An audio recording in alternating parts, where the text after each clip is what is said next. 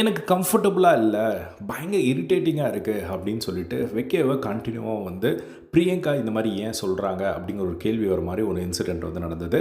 RJ Bravo மட்டும் நீங்க உட்காருங்க அப்படின்னு சொல்லி ஒரு விஷயம் வந்து பண்ணாங்க. இதெல்லாம் ஏன் நடந்தது? அப்படிங்கிற ஒரு குழப்பமும் வந்து வந்தது. அப்படிப்பட்ட ஒரு விஷயம் செகண்ட் லவ்வோட 15த் எபிசோட்ல நடந்தது. ஸோ என்ன நடந்தது அந்த சோஃபா மேட்டர் அப்படின்றத பார்த்துருவோம். ஒரு டாஸ்க்காக எல்லாருமே வந்து உட்கார்றாங்க.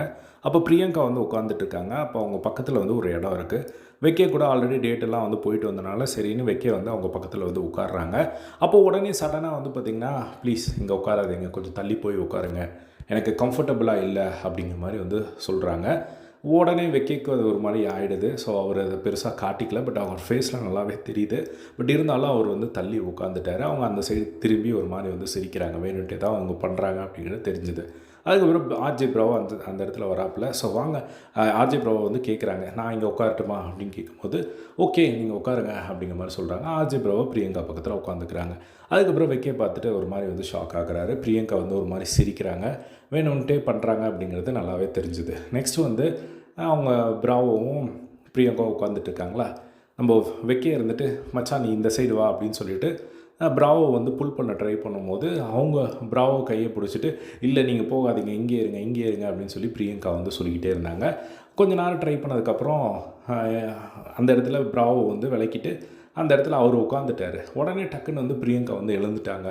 ஏன் வந்து நீ வந்து ரொம்ப என்னை இரிட்டேட் பண்ணுற மாதிரி வந்து பண்ணுற அப்படின்னு சொல்லிட்டு அந்த இடத்துல வந்து பிரியங்கா வந்து பார்த்திங்கன்னா மூவ் ஆன் ஆகிட்டாங்க.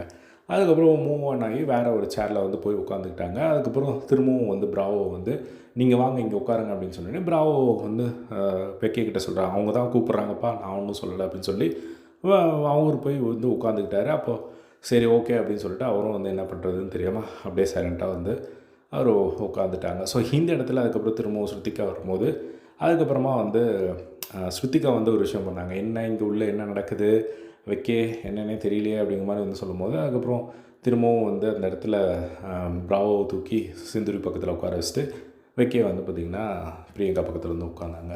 ஸோ இந்த மாதிரி ஒரு சில விஷயங்கள் வந்து நடந்தது. ஸோ இதில் வந்து பார்த்திங்கன்னா ஆல்ரெடி வந்து வேணுன்ட்டே வந்து இந்த மாதிரி பண்ணால் அவர் என்ன பண்ணுவார் அப்படிங்கிறத பார்க்குறதுக்காகவே வந்து பிரியங்கா வந்து பண்ணுற மாதிரி இருக்குது. ஸோ இதை எல்லாருமே மற்ற கண்டஸ்டன்ஸ் எல்லாருமே இவங்க ஏன் இவ்வளோ ட்ராமா பண்ணுறாங்க அப்படின்னு சொல்லி பின்னாடி வந்து டிஸ்கஸ் பண்ணிட்டு இருக்கிறத வந்து பார்க்க முடியுது. ஸோ இந்த ஒரு விஷயத்தை பார்க்கும்போது உங்களுக்கு என்ன தோணுச்சு அப்படிங்கிறத கமெண்ட் பாக்ஸில் ஷேர் பண்ணுங்கள். இதே மாதிரி செகண்ட் லவ் அப்டேட்ஸ்க்கு நம்மளோட சேனலை சப்ஸ்கிரைப் பண்ணி சப்போர்ட் பண்ணுங்கள். தேங்க்ஸ் ஃபார் வாட்சிங். பை.